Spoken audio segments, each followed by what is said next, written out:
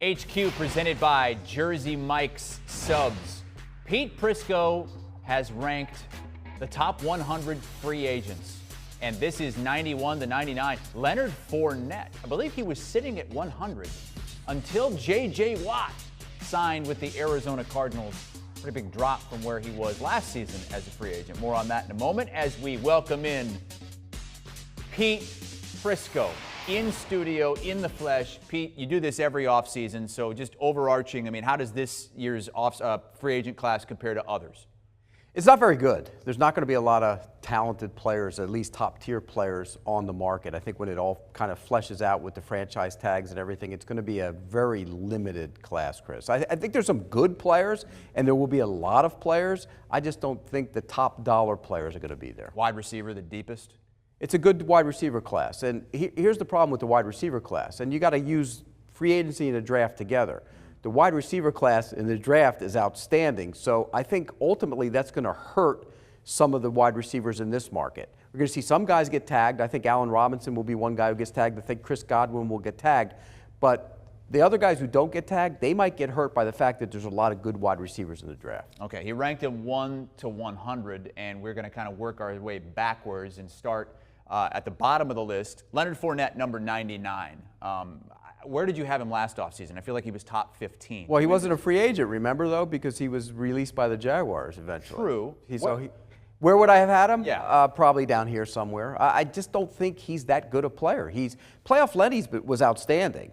But before that, the Bucs weren't happy with him at all. Not at all. In fact, there was talk of them, sitting him out and not playing him. And they did it at one time. So it's one of those issues where I think if he's focused and he's dedicated to the craft, which he clearly was in the postseason, he's a pretty good running back. When he's not, he's an average running back. And I think you saw that, and it played out that way. Okay, let's move on to an offensive sleeper in your top 100. Kendrick Bourne. I think when you look at Kendrick Bourne, a wide receiver from the 49ers, he's the right age. He's that target age area, 25, 26, 27. That means his best football is in front of him, and you'd like to see that from a guy. So I think Kendrick Bourne is a wide receiver. If the guys get tagged, who I think are going to get tagged at the top, and the market kind of fleshes out, you might be able to get a guy like Kendrick Bourne for a cheap price, and then he might be able to develop for you as a second and third. See, that's the thing, Chris. Are the guys after Allen Robinson and Chris Godwin, are they true number one wide receivers? And the answer to that question is probably not. So here you got a guy who's a young guy who's not a number one wide receiver. He's more like a 2 or a 3 at best, but you're not going to pay him the big money, top money like you would for a number one wide receiver. How many wide receivers did you put in your top 100? There's a lot of them. Had to be more than a dozen. There's a lot of them, yeah. And a lot of them are going to, like I said, a lot of them are going to get tagged. But Chris Godwin, Allen Robinson, Kenny Golladay, they're all potential tags. And you have Juju Smith-Schuster, veterans like T.Y. Hilton. There's a lot of guys in this class. All right, how about your defensive sleeper in the top 100? Eric Wilson. He's a linebacker for the Vikings. Last year, Anthony Barr got hurt. He went in and played the entire season and really showed the ability to cover, run, and chase. He's not a big guy. He's not going to overwhelm you in the run game, but everybody's looking for cover linebackers. He's one of those guys that can really cover. So Eric Wilson is the sleeper defensive player for the Vikings. Nobody's sleeping on Jadeveon Clowney. He's got the big name. Unfortunately, he doesn't have the sacks to back up that big name. He's not really a pass rusher. He's a run stopper. He's never been a big pass rusher. He's a good, tough, physical football player who plays hard. Are you going to put your hand in the ground and go up the field and win with him? Probably not. And I think that's why the Texans ultimately got rid of him. They didn't think he was a put your hand in the ground and go win type of defensive player. He did pressure the quarterback better last year. Didn't get any sacks in the time he played. He's also coming off injury. That knee's been a problem. So that's the concern with him. If you want a good football player who's going to line up and play the run, might get you about 4, 5, 6 sacks, that's Jadeveon Clowney. He's not an elite pass rusher. He was 10th on your list last season among free agents. Yeah. He's now number 43. Was it really about what you saw last season? Because you said this class isn't that deep as far as free agents go. Correct. I just don't think he's an elite pass rusher, and he's looking to be paid like one. And that's not what he is. So that's why I dropped him down. Plus, he's got the knee injury now. That was always a concern, even when he came out of college, that the knee was going to be a problem, and last year it was. Okay. CBS Sports HQ presented by Jersey Mike's Subs. The Cowboys have until Tuesday to tag Dak Prescott, and that's what most, if not all, expect them to do. But If they don't, Dak would become a free agent, and he would be the number 1 free agent in the NFL, according to our Pete Prisco, who is ranked the top 100 free agents in the NFL this season. Now, some of these guys, like Dak potentially, won't actually become a free agent, but these are guys who could be up there. Number 2, Leonard Williams, the defensive end from the Giants. Chris Godwin is up at number 3, so he's actually ahead of Allen Robinson at the wide receiver position, according to Pete Prisco. Some rankings on our websites have Allen Robinson ahead of Chris Godwin. We're going to hit on that and a bunch of the top free agents with Pete Prisco, but we have to start with Dak. Do you expect him to be a free agent? What are the chances of that happening? 0. None. Look, I think they're going to try and really work out a deal. You're hearing good things that maybe they're moving in that direction. There's been some good dialogue between the team and his agent, and I think that makes the most sense. Get him a contract. He's not going to get Patrick Mahomes money, but he can get right under that. He can get the Deshaun Watson money, and I think that would be fair for him. So I do think they're going to move in the direction of getting a contract. If they don't, he's going to get tagged, and ultimately he would have the biggest leverage of all because they probably couldn't tag him again for the 3rd time. So this is a situation where I think the team wants to get a deal done. He'd like to get a deal done, but he wants to be paid like the next quarterback behind Patrick Mahomes. So what would you say the chances are that he gets a new contract instead of being tagged? 50-50. Really? I think it's 50-50. Even coming off the injury? Yeah. And he's been reportedly been working out, and he's fine. He's in the facility, and so, yeah, I think it's 50-50. Ideally, you'd like to get a deal done if you are him, if you want to be there, and it sounds like he wants to be there. Okay, so Dak Prescott probably not going to become a free agent, but he could if the Cowboys don't come to a deal with him and they don't tag him as well. They have until Tuesday to tag Dak Prescott for a second time.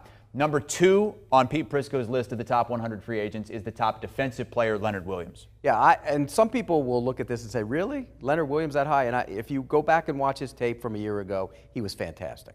He had his best season. And Dave Gettleman took a lot of heat for making the deal to go get him and trade the draft pick to get him from the Jets. I think he was phenomenal last year. You put on the game against Seattle. He was dominant in that game at times. There were other games as well. He's a young player. He's an ascending player, and I think his best football is in front of him. And I do think that the Giants will give strong consideration to giving him the franchise tag. Okay, so a potential tag. If they don't do that, should everybody be in the running for this guy? Yes. He's that good. There are only so many guys who can do what he does, which is become a disruptor as a pass rusher from the down spot. He can do that consistently. Okay. At number 3, Chris Godwin, the Super Bowl champion, who really didn't do a lot in the Super Bowl, didn't do a lot in the postseason, but we know the kind of talent he has, Pete. You're going against our website's ranking. CBSSports.com has Allen Robinson, the number 1 wide receiver, potentially becoming a free agent. Why did you go with Godwin? I just think Godwin's a better overall player. I think Allen Robinson's a good football player, but he doesn't have that speed. And I prefer guys who can run a little bit. Chris Godwin's not a burner by any stretch of the imagination, but he's a better all-around player in my mind than Allen Robinson. Allen Robinson is probably the best go-get-it deep ball guy, I think, in terms of 50-50 balls in this free agency class. But in terms of being the better all-around player, I would prefer Chris Godwin.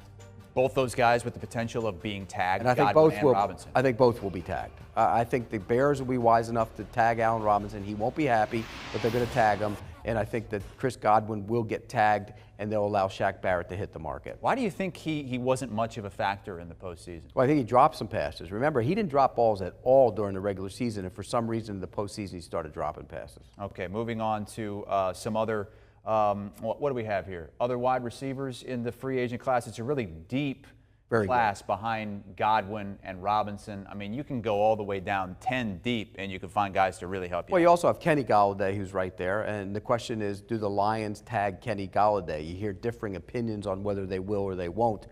He missed a lot of time last year. That's a concern. You hear some scouts say he's a one-trick pony. He only goes deep. Is he worth a big-time investment? You have Corey Davis is another guy who's in this free agency market. Juju Smith-Schuster. Juju Smith-Schuster, when you think about it, you're going to have to pay him like a number 1 wide receiver, and he's far from it. He's a good player. He averaged under 10 yards per catch last year. Under 10. It was, I think it was 8, 9. You can't pay that guy number 1 wide receiver money. Same for Corey Davis. That's the problem with this free agency class, Chris. You're going to end up paying a lot of guys #1 wide receiver money when you know in your head they're really number 2s. Where does T.Y. Hilton fit in? Reports that the Colts would like him to come back and finish his career there. It's interesting because he had a yards per catch average that was outstanding last year, and you wouldn't think that as you get to be 31 years old. So he actually put up decent numbers last year for the Colts. He's an intriguing guy. I think he's probably got 3 more decent years left in him. He's not a not a #1 wide receiver. He's a number 2. Okay, so a lot of options out there at the wide receiver position, both in free agency and in the NFL draft. Pete thinks that the Buccaneers are going to tag Chris Godwin. That would mean that this guy, Shaq Barrett, probably going to become a free agent. And really helped himself in the postseason. He had a good year. He didn't have a great year like he did the year before, but he turned it up in the postseason, and everybody saw it. And that's a good thing when you're on the market. He really amped up his game in the postseason. He's one of those guys that can get after the quarterback, put your hand on the ground. I'll be honest, I wanted to see if he could do it again after the year he had before in 2019. He did it again. He wasn't as good numbers-wise, but he influenced the quarterback. He's going to get paid on the When you look at the names that he's in front of on this list, I mean, those are the best defensive players in the game. Yeah, and I wouldn't say he's one of the best defensive players in the game, but he's a darn good edge rusher. Oh. Let's move to the teens now. Pete Prisco is ranking the top 100 potential free agents in the National Football League.